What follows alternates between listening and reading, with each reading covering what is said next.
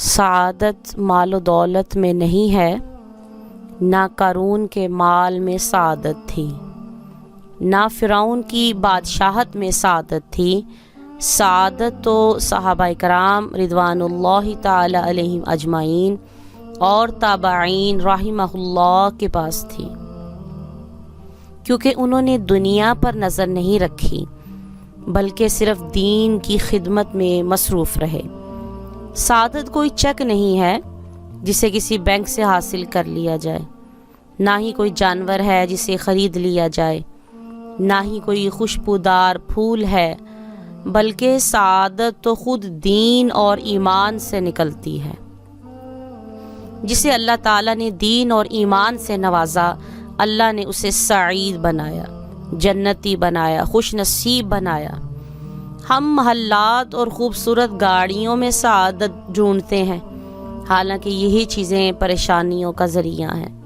دنیا کے عظیم ترین انسان محمد مصطفیٰ صلی اللہ تعالیٰ علیہ وآلہ وسلم کو دیکھیے، کس طرح انہوں نے فقر میں زندگی گزاری ہے۔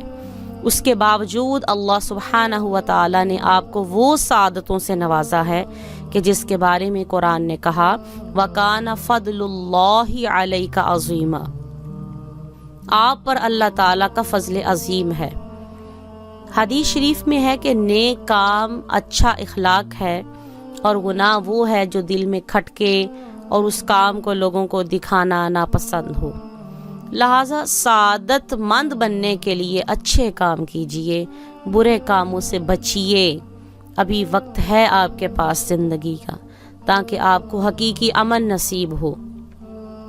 حضرت سعد بن ابی وقاص رضی اللہ تعالی عنہ شہر سے نکل کر صحرا میں مقیم ہو گئے تھے اور اپنے اہل و عیال اور بکریوں کو ساتھ لے گئے۔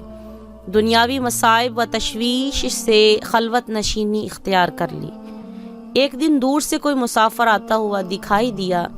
جب قریب پہنچا اور چہرہ کھلا تو آپ نے دیکھا کہ وہ آپ کا بیٹا تھا۔